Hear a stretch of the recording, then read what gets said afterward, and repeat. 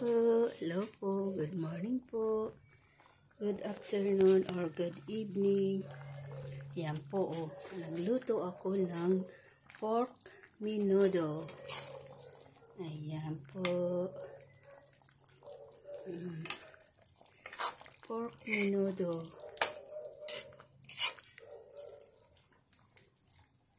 Menu for today is pork menudo. Ayan. Lalagay ko na ang atay para hindi siya tumigas. Mga 5 minutes lang makulo. Okay na yan kasi kumbaga kailangan malambot lang ang atay. Ayan po. Kasi pag overcook matigas. Ayan, ayan. Kailangan 5 minutes lang.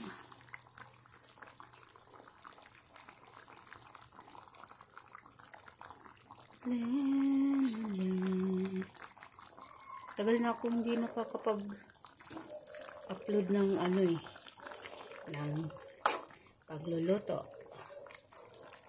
Ayan.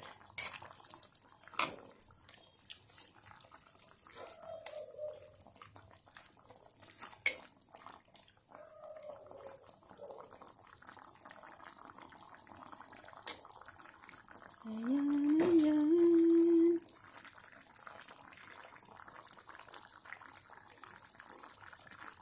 Hello po. Kumusta na kayo diyan, aking mga friends, aking mga subscribers, mga viewers, mga silent viewers ko dyan. Ayan po. Kumusta na kayo? Ang lola nyo. Masyado na ako ngayong nabibisi sa aming sa aming tahian kasi pag ganito kasing yung graduation ng mga estudyante, tapos bago na naman mag-enroll. Ayan, dami-daming mga nagpapatay na ng mga uniform. Mula nung bago mag-graduation, nag-umpisa na sila. Tapos, eto ngayon, dami-dami na. Kaya, ayan, fully book na naman ang asawa ko sa kanyang mga naka-line up na mga gawa. Ang dami-dami. Kasi, yung asawa ko kasi, tailor siya. Tapos, basta, damit ng panglalaki. Yan, lahat yan. Ginagawa niya, lahat yan, dala niya. Mula sa Amerikana, mga school uniform, teacher uniform, office uniform. Basta lahat ng damit na panglalaki. Yun po, ginagawa po niya yun. Alam niya po yung gawin. Kasi cut and sew po siya. Kaya, nakita lang niya yung design. Kaya na po niya yung gawin. Kaya, siyempre, sa dami nagpapatahi. Kaya over ang trabaho. Tapos ang katulong lang niya dun, isa. Gumagawa naman ng uniform sa estudyante. Ayun naman ang pinapahawak niya. Kaya dami-dami namin gawa ngayon. Busy. Ayaw naman kumuha ng dati mayroon siyang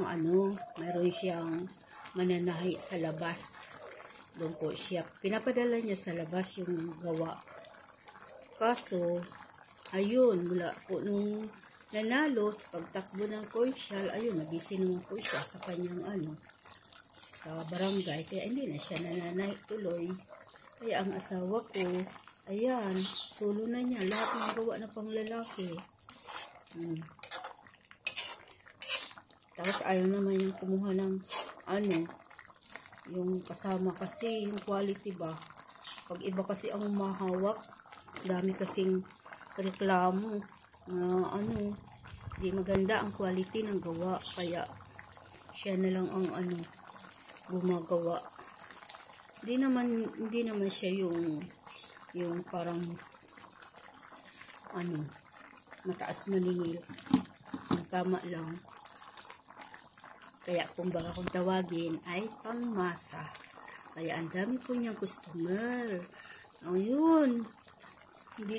Yung customer nga niya, estudyante pa lang. Ngayon, may trabaho na, may asawa na, may anak na. Sa kanya pa rin. Yun.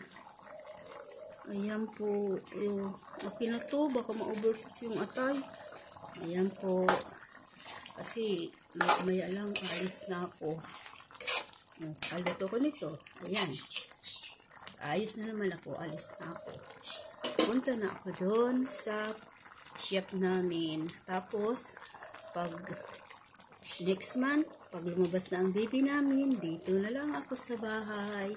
Kukuha na lang ng kasama ko doon ang asawa ko. Ayan po. Thank you. Thank you for watching. Menu for today is pork menudo. Bye-bye po. God bless. God bless us all. Bye.